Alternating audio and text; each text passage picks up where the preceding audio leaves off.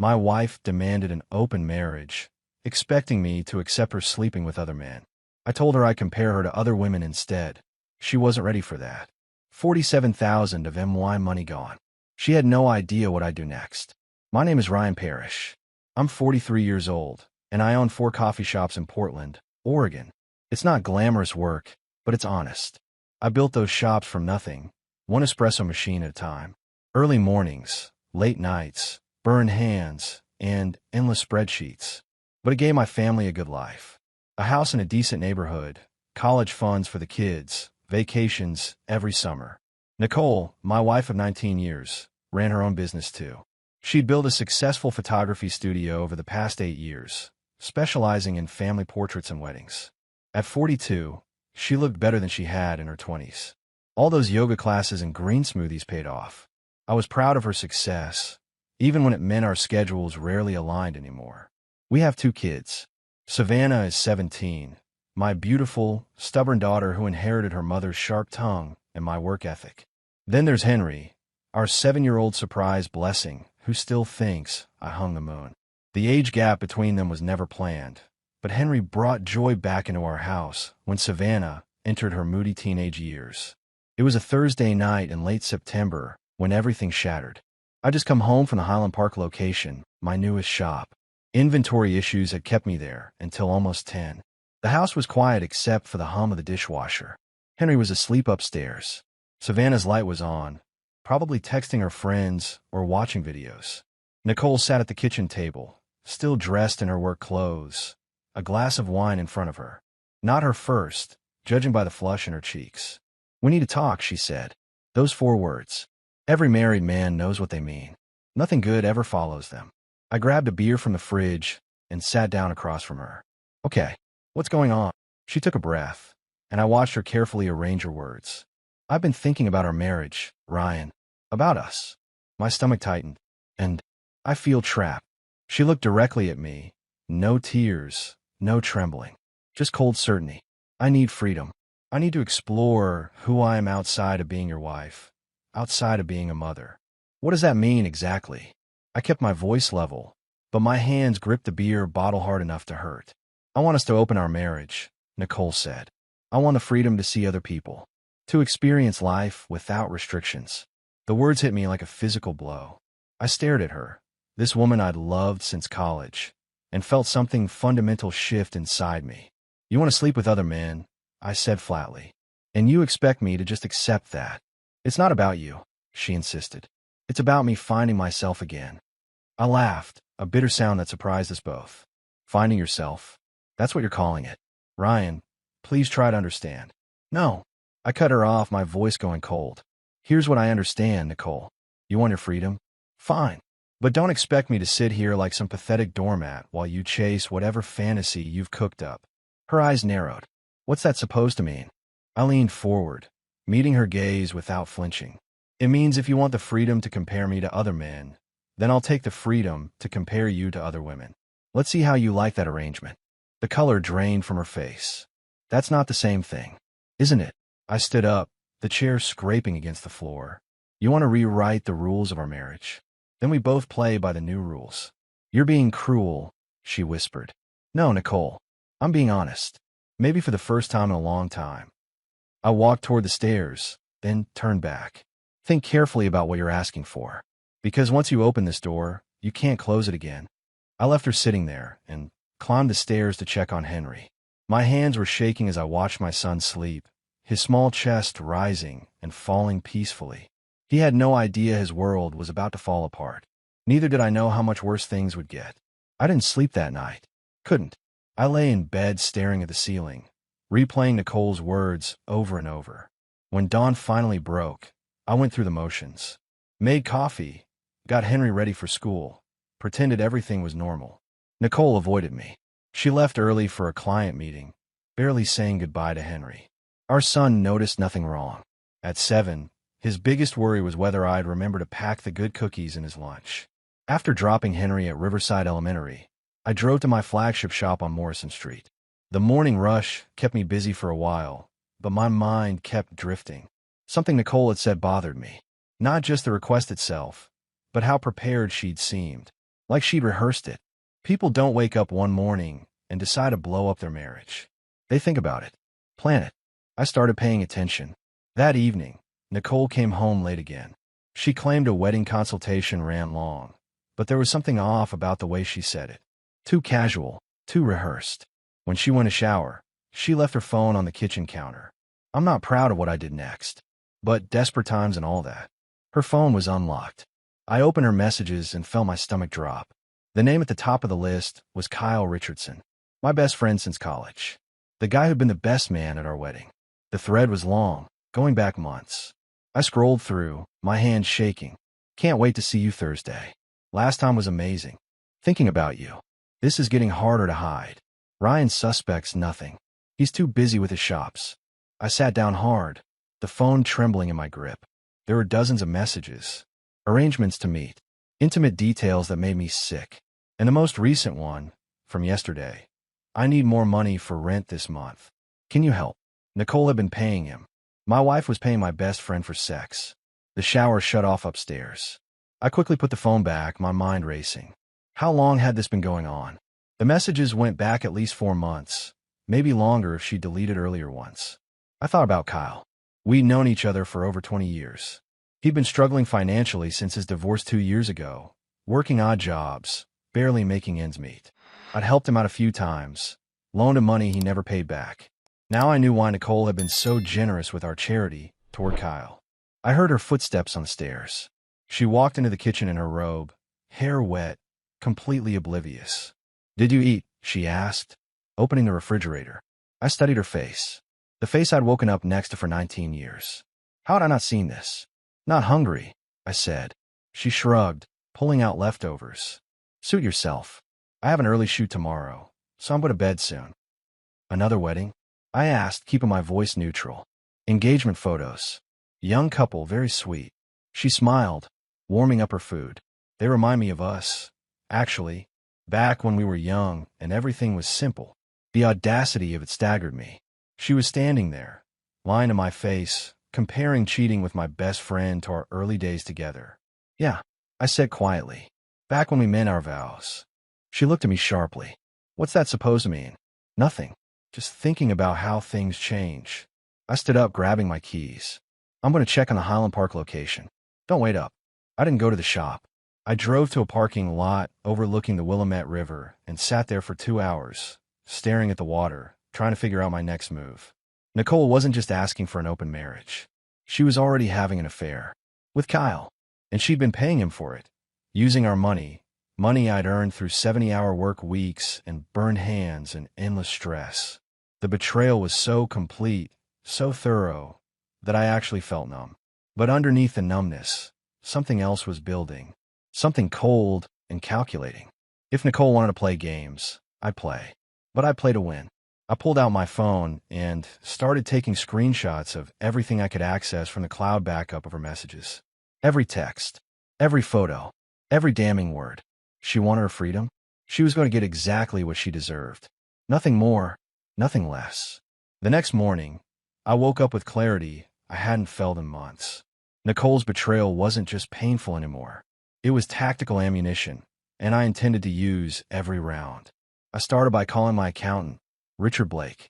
We'd worked together for 8 years, and I trusted him completely. "Richard, I need you to pull together a complete financial picture," I said from my office at the Morrison Street shop. "Everything. Business accounts, personal accounts, investments, property values. All of it. Everything okay, Ryan?" His concern was genuine. "No, but it will be. How fast can you get me those reports?" "Give me 3 days." "Should I be worried about something specific?"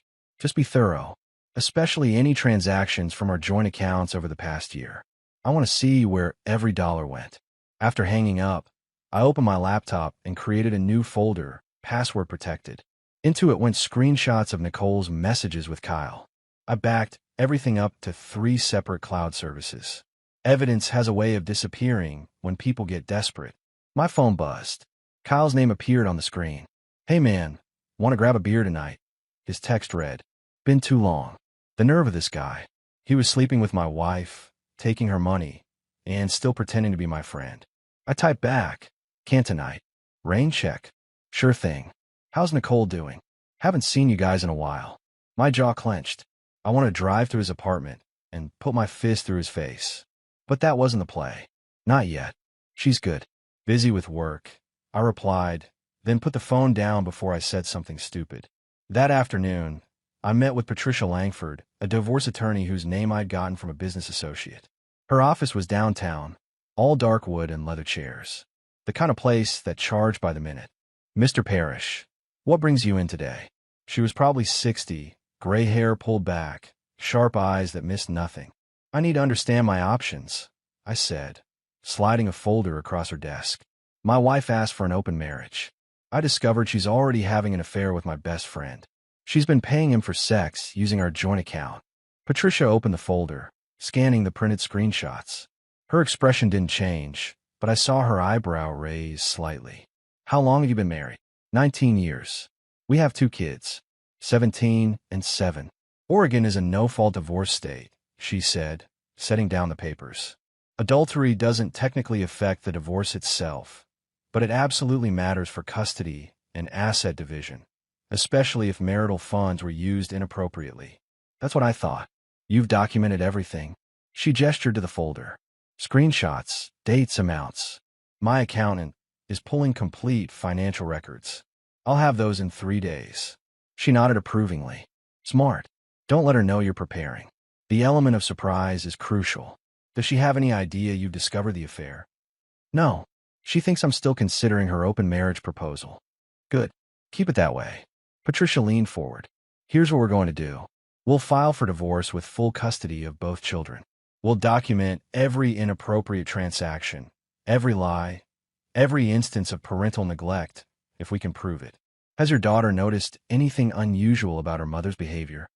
I thought about Savannah.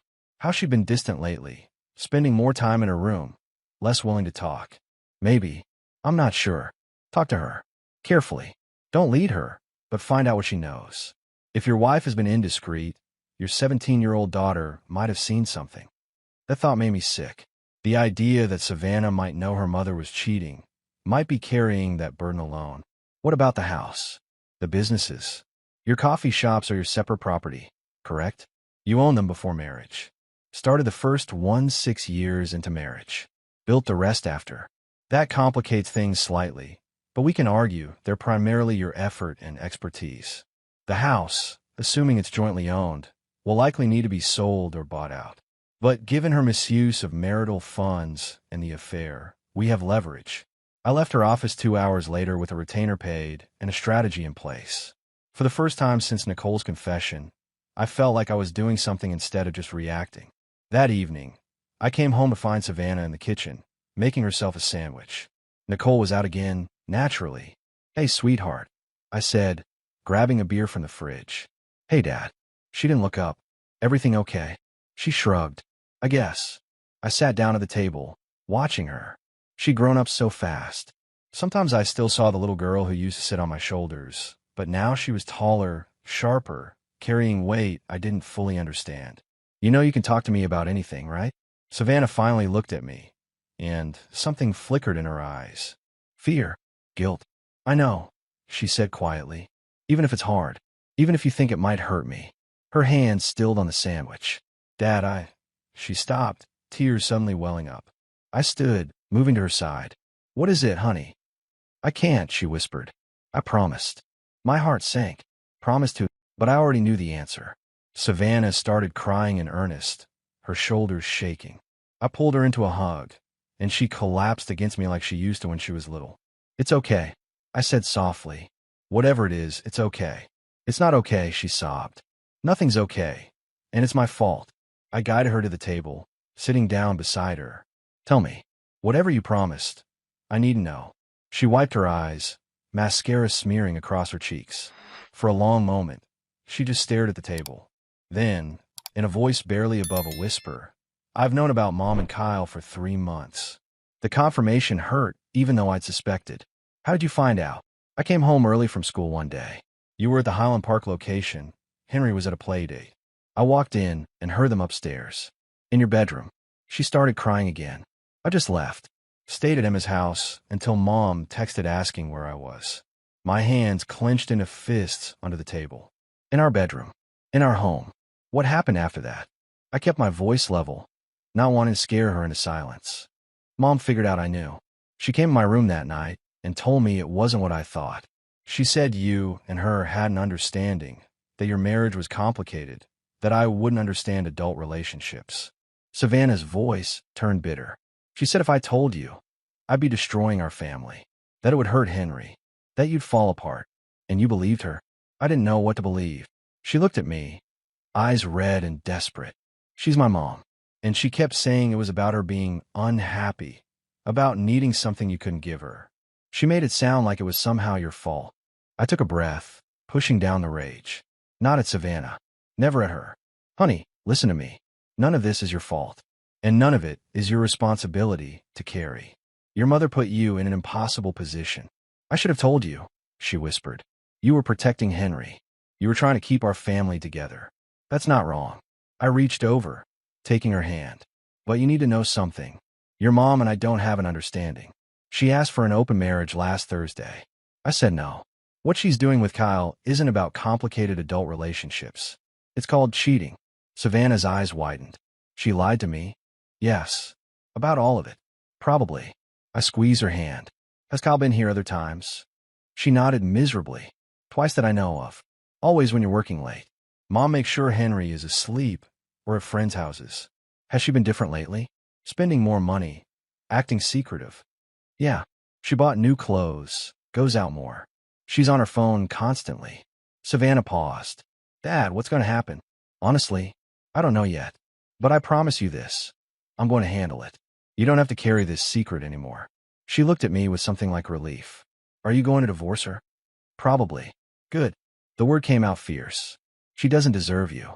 What she did to you, to us, making me lie for her. Savannah shook her head. I'm so angry at her. That's understandable. But Savannah, I need you to do something for me. What? Don't tell your mother we talked about this. Not yet. Can you do that? She hesitated. What? Because I need to make sure everything is in place before I confront her. To protect you and Henry. Can you trust me on this? Okay, she said slowly. But Dad, when you do confront her, I want to be there. I'm done protecting her. I studied my daughter's face. Somewhere in the past 3 months, she'd stopped being a kid. The anger in her eyes was adult, earned through betrayal and forced complicity. We'll see, I said. First, I need to talk to a few more people. That night, after Savannah went to her room and Nicole came home with another flimsy excuse about a late client, I sat in my office and added notes to my evidence file. My daughter's testimony would be devastating in court. A 17-year-old forced to keep her mother's affair secret, manipulated into silence with lies. Nicole had no idea what was coming. I pulled up Kyle's social media, looking at his recent posts. Photos from restaurants I knew he couldn't afford. A new leather jacket. Concert tickets. All funded by my wife, with my money. My phone buzzed. A text from Patricia Langford. Financial subpoena drafted. Ready when you are. I typed back. Hold for now. Gathering more evidence. We'll move within 2 weeks. 2 weeks. 14 days to build an airtight case. To secure my children's future. To make absolutely certain that when I brought the hammer down, Nicole would have nowhere to hide. I looked at the family photo on my desk. Taken 2 years ago at the coast. Nicole smiling, Savannah laughing, Henry making a silly face, me with my arm around them all. That family was gone, but I built a new one from the ashes. And this time, it would be built on truth. Monday morning, Richard called with the financial reports. What he found made my blood boil. Ryan, we have a problem, he said. Over the past 18 months, there have been regular withdrawals from your joint account. Cash, Venmo transfers, checks written to Kyle Richardson. Total comes to just over $47,000. $47,000. My hands tightened on the phone. That's not all. Richard continued. Remember those college funds you set up for Savannah and Henry? The accounts are nearly empty. $32,000 withdrawn over the past year. My kids' college money. Gone. Where did it go? Based on credit card statements, luxury purchases, designer clothes, jewelry, spa treatments. There's also a large payment to a cosmetic surgery center in Seattle. $15,000, paid 6 months ago. I sat back in my chair, the pieces clicking together.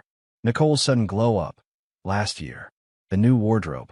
The confidence. She'd stolen from our children's future to fund her affair. Document everything, I told Richard. Send it to Patricia Langford immediately. After hanging up, I made a decision. If Nicole wanted to play games, I'd show her what real psychological warfare looked like. That evening, I came home to find Nicole in the kitchen, preparing dinner, playing the dutiful wife. "Hey," she said, smiling. "I made your favorite. Pot roast. Thanks." I grabbed a beer, sitting at the table. "Hey, I've been thinking about what you said. About the open marriage." Her eyes lit up. "Really? Yeah. You might be right. Maybe we have grown apart." I took a sip of beer, watching her carefully. I've been so focused on work, I haven't really noticed what's happening around me. "I'm glad you're starting to understand," she said, relief flooding her voice. "I am. In fact, there's this woman at work who's been really supportive lately. Stephanie Palmer. She's been helping me see things differently." Nicole's smile faltered. "A woman at work? Yeah, she's amazing. Really gets me, We've been talking a lot about life, relationships. She's made me realize how much I've been missing." "What do you mean, talking a lot?" Nicole's tone shifted, suspicion creeping in. "Oh, just coffee breaks, lunch sometimes. She invited me to dinner this weekend. Actually, thought it might be good to have someone to talk to who understands what I'm going through." I kept my voice casual. "Since you want us both to have freedom to explore connections with other people." "That's different," Nicole said quickly. "How?" "Because I'm talking about emotional honesty, not replacing our relationship." "Funny," I interrupted. "That's exactly what I'm doing. Stephanie makes me feel valued. She appreciates the work I do. Doesn't take me for granted." I stood up. "You wanted this, Nicole. You can't get upset when I actually consider it." Her face had gone pale. "You're trying to hurt me." "No. I'm trying to understand your perspective. Isn't this what you wanted? Both of us free to connect with others." I moved toward the stairs. "I'm going to check on Henry. Think about whether you really want this new arrangement." I left her standing there, and I felt a grim satisfaction. Let her feel what I'd been feeling. Let her imagine me with someone else. Upstairs, I found Savannah in her room.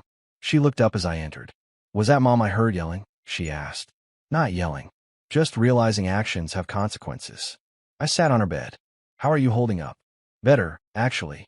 Now that you know, I don't feel like I'm lying anymore." She paused. "What's going to happen?" "Soon," I said. "Very soon. This all comes to an end." 2 days later, everything was ready. Patricia had the financial documents, the evidence of adultery, the misappropriation of funds. My accountant had secured the business assets. I'd moved money into protected accounts. Wednesday evening, I asked Nicole to sit down in the living room. Savannah was at a friend's house. Henry was at his grandmother's for the night. "We need to talk," I said. She looked nervous, probably still thinking about my comments about Stephanie. "Okay," she said carefully. I placed a folder on the coffee table between us. "I want to look at this." She opened it slowly. Inside were printed screenshots of her messages with Kyle. Photos of them together that I'd obtained from Kyle's social media. Bank statements showing the transfers. Medical records I'd subpoenaed showing the cosmetic surgery. The color drained from her face. "Where did you get these?" she whispered. "Doesn't matter. What matters is what they show." I leaned forward.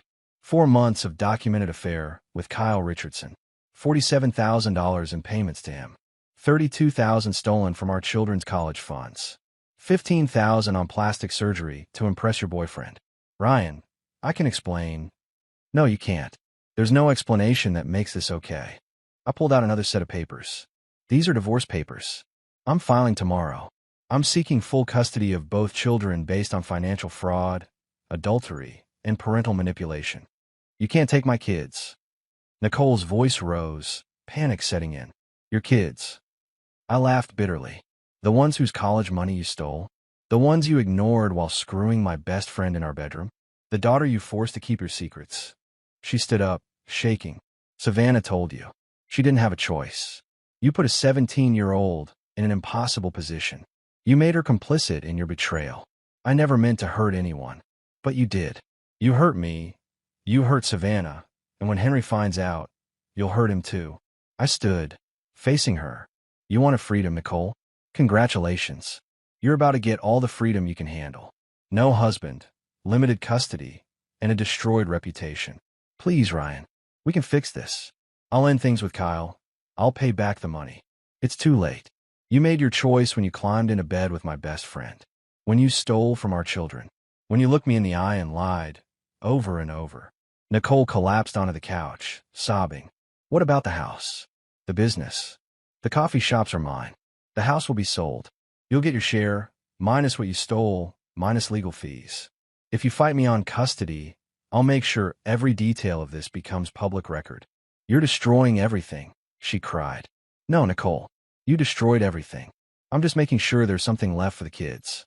I walked toward the door, then turned back one last time. Kyle's broke, by the way. Whatever you thought you had with him. It was just him using you for money. He told me everything once I showed him the evidence I gathered. Even gave a deposition for my lawyer. That was a lie. I hadn't confronted Kyle yet. But the look on Nicole's face made it worth it. She stared at me, broken and defeated. And for a moment I almost felt sorry for her. Almost. The divorce papers were filed Thursday morning. By Thursday afternoon, Nicole knew. Her lawyer called Patricia, demanding a meeting. I refused. Friday, I was at the Morrison Street location when Stephanie walked in. I hadn't seen her since mentioning her name to Nicole, using her as psychological leverage. Ryan, hi, she said, approaching the counter with a smile that seemed too bright. I've been meaning to stop by. Stephanie, what can I get you? Just a latte, and maybe a minute of your time. She leaned on the counter, her perfume noticeable even over the coffee aroma. I heard about you and Nicole. I'm so sorry. News traveled fast. Thanks. It's been rough. I can imagine. Listen, if you need someone to talk to, someone who understands what you're going through. She placed her hand over mine on the counter. I'm here. Anytime. Something about the gesture felt wrong. Too familiar. Too presumptuous. I appreciate that, I said, pulling my hand back to make her drink. But I'm managing. Are you, though? Her voice dropped, intimate.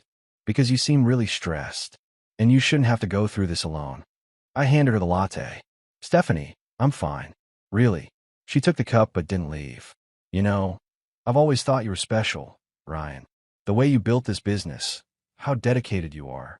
Nicole never appreciated what she had. Warning bells went off in my head. I should get back to work. Have dinner with me tonight, she said suddenly. Just as friends. You need to get out of your head for a while. I can't. I have the kids. Tomorrow then. Or Sunday. Whenever works.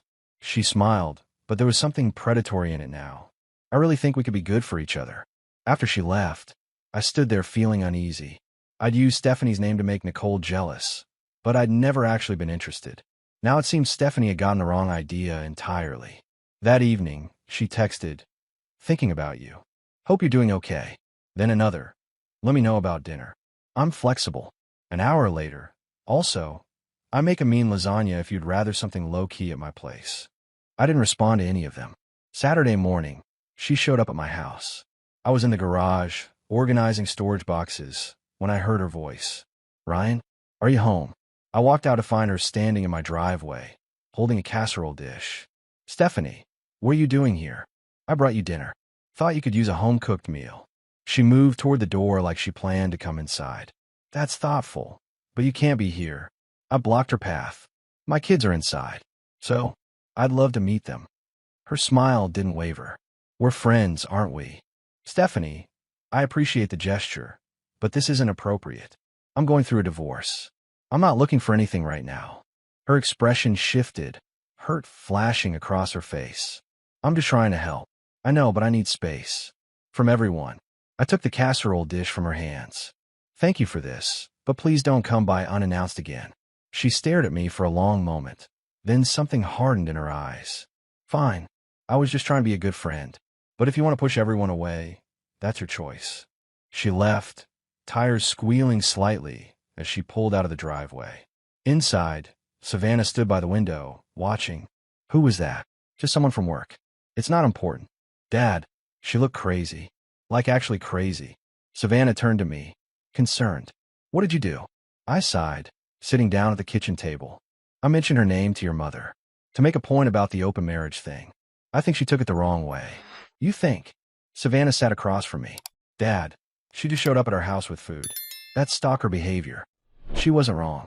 What I thought was harmless psychological warfare with Nicole had created a completely different problem. My phone buzzed. A text from an unknown number. "You led me on. Made me think you wanted something. Now you're treating me like garbage." Then another. "I see how it is. You're just like every other man. Users." I blocked the number, but 5 minutes later, another text came from a different number. "You can't ignore me forever." "Dad." Savannah's voice pulled me back. "What's wrong?" "Nothing I can't handle," I said, though I wasn't entirely sure that was true. I'd used Stephanie as a pawn in my game with Nicole. Now the pawn had decided she was a queen, and I had no idea how to get her off the board. Monday morning brought a surprise. Nicole showed up at the Morrison Street shop during the morning rush with her lawyer, a sharp-dressed woman named Margaret Pierce. "We need to talk," Margaret said. "My client is willing to negotiate." I looked at Nicole. She looked terrible. Hollow eyes, weight loss, the confident woman I'd married replaced by someone haunted. "Anything you want to say goes through my lawyer," I told Margaret. "Patricia Langford."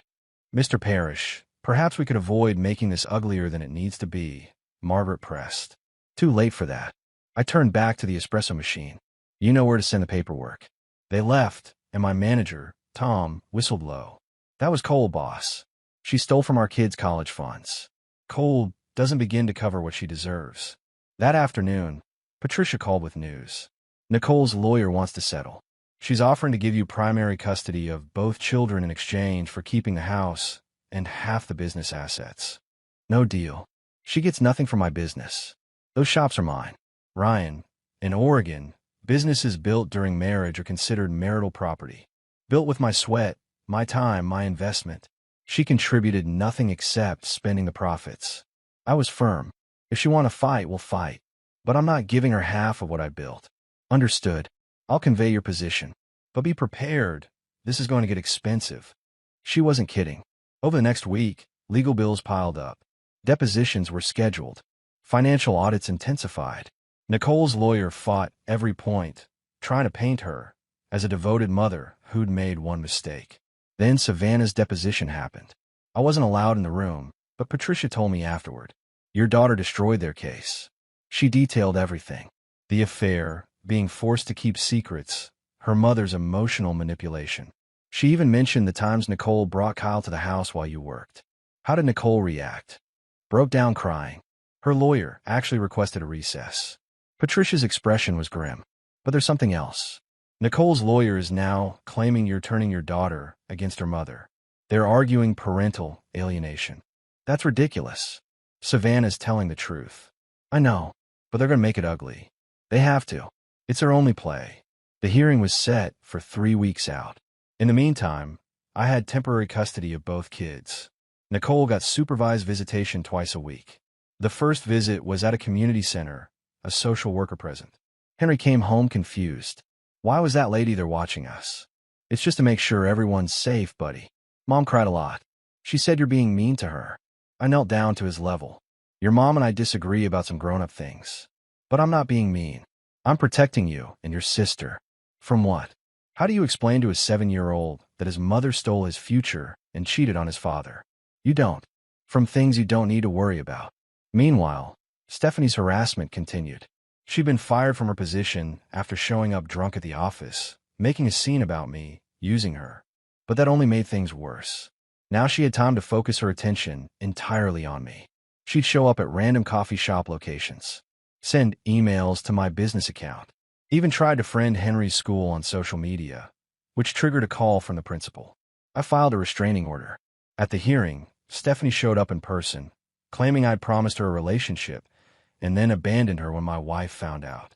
"Your Honor, I have text messages showing Mr. Parrish never initiated contact with Ms. Palmer beyond workplace discussions." My lawyer presented the evidence. Every message from him is either non-responsive or explicitly asking her to stop contacting him. The judge granted a temporary restraining order. Stephanie had to stay 500 feet away from me, my children, my home, and my businesses. As we left the courthouse, she screamed at me from across the parking lot. "You destroyed my life. All I did was care about you." Security escorted her away, and I wondered how a simple psychological tactic had spiraled so completely out of control.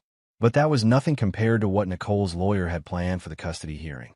When I arrived at court 3 weeks later, I found out they'd called Kyle Richardson as a witness. My former best friend was going to testify, and from the smirk on Margaret Pierce's face, whatever he was about to say wasn't going to help my case. The courtroom was smaller than I expected. Fluorescent lights, worn carpet, the smell of old paper, and anxiety. I sat beside Patricia, watching Nicole and Margaret at the opposite table. Nicole wouldn't look at me. The judge, a stern woman in her 60s named Judge Harrison, called Kyle Richardson to the stand. My former best friend walked in looking like he'd aged 10 years. Thinning hair, cheap suit, the confidence he used to carry completely gone. He avoided my eyes as he took the oath. Margaret began her questioning. Mr. Richardson, how long have you known the Parrish family? 22 years. Ryan and I met in college. And you've maintained a friendship throughout that time? Yes. We were close. Best friends. Mr. Richardson, Mrs. Parrish's husband has accused her of having an inappropriate relationship with you. Can you tell the court about the nature of your relationship with Mrs. Parrish? Kyle shifted uncomfortably. Nicole and I became close over the past year. We talk a lot. She was unhappy in her marriage. Did this relationship become physical? He hesitated. Yes. And did Mrs. Parrish pay you money during this time? She helped me out financially. I was struggling after my divorce. Lost my job. She was being a friend. So you're saying the money wasn't payment for sexual favors? Objection. Patricia stood, leading the witness. Sustained. Judge Harrison said. Rephrase, Ms. Pierce. Margaret nodded. Mr. Richardson, why did Mrs. Parrish give you money? Because I needed help. She saw I was drowning and threw me a lifeline. That's the kind of person Nicole is. Caring. Generous. I felt my jaw clench. He was painting himself as a victim and Nicole as a saint. Patricia stood for cross-examination. Mr. Richardson, you testified that you and Mrs. Parrish became close over the past year. Can you be more specific about when the sexual relationship began? Around February. February. And when did the financial assistance begin? Kyle's face reddened. Around the same time. Interesting timing. Can you tell the court how much money Mrs. Parrish gave you in total? I don't know exactly. Patricia placed bank statements in front of him. According to these records, $47,000 over 18 months. Does that sound accurate? If that's what the records show. Mr. Richardson, you testified Mrs. Parrish was being a caring friend. Did Mr. Parrish know about this friendship? No. Did he know you were sleeping with his wife? No. Did he know you were taking money from a joint account he worked 60-hour weeks to fill? Kyle's voice dropped. No. So Mrs. Parrish was caring and generous with her husband's money, behind her husband's back, while sleeping with his best friend. Is that an accurate summary? Margaret objected, but the damage was done. The jury, wait, no, this was a bench trial. The judge's expression said everything. She wasn't impressed. Patricia continued. Mr. Richardson, where did you and Mrs. Parrish conduct this affair? Different places, such as hotels mostly. Ever at the Parrish residence? Kyle went pale. Once or twice. When Ryan was working. Was the Parrish's 17-year-old daughter home during any of these encounters? I don't know. Maybe. Maybe. So it's possible that Savannah came home and discovered her mother in bed with her father's best friend. I guess. You guess. Did Mrs. Parrish ever express concern about her daughter finding out? Kyle was sweating now. She said Savannah knew how to keep secrets. The courtroom went silent. Even Margaret looked shocked. She said her teenage daughter knew how to keep secrets. Patricia repeated slowly. Mr. Richardson, did it ever occur to you that manipulating a child into covering up an affair was harmful? I didn't manipulate anyone. But you knew Savannah was aware of the affair and keeping it from her father? Yes. And you continued the affair anyway, knowing this child was being forced to carry this burden? Kyle had no answer. Patricia returned to our table, and I saw Margaret lean over to whisper to Nicole. Nicole's face had gone ashen. The judge called Savannah next. My daughter walked to the stand with her head high. She dressed conservatively, her mother's lawyer's instructions probably, but her expression was pure steel. Patricia approached gently. Savannah, I know this is difficult. Can you tell the court what happened the day you discovered your mother's affair? Savannah's voice was steady. I came home early from school. It was March 15th. I heard noises upstairs and went to investigate. I found my mother and Kyle Richardson in my parents' bedroom. What did you do? I left. Went to my friend Emma's house. I didn't know what else to do. Did your mother know you'd seen her? Yes. She came to my room that night. She said that Dad knew about it, that they had an understanding. She told me if I said anything, I'd destroy our family, that my little brother would be devastated. But your father didn't know, did he? No. She lied to me. She made me lie for her for 3 months. Savannah's voice finally shook. I had to look at my dad every day knowing what she was doing, and I couldn't tell him. I felt horrible. Why didn't you tell him? Because I believed her. I thought I was protecting Henry, protecting our family. But she was just protecting herself. Margaret's cross-examination tried to paint Savannah as angry and vindictive, a teenager siding with her father out of adolescent rebellion. But my daughter didn't break. She answered every question honestly, tears streaming down her face, but her voice never wavering. When it was over, Judge Harrison recessed for deliberation. 2 hours later, we returned. The judge's verdict was swift and decisive. I find Mr. Parrish's evidence compelling and credible. Mrs. Parrish engaged in an extramarital affair, misappropriated marital funds, and manipulated her minor daughter into complicity. I'm granting Mr. Parrish primary physical custody of both children. Mrs. Parrish will have supervised visitation every other weekend until she completes counseling. Nicole collapsed into sobs. Margaret held her up. As for assets, Judge Harrison continued. The coffee shop businesses are Mr. Parrish's separate property. The marital home will be sold.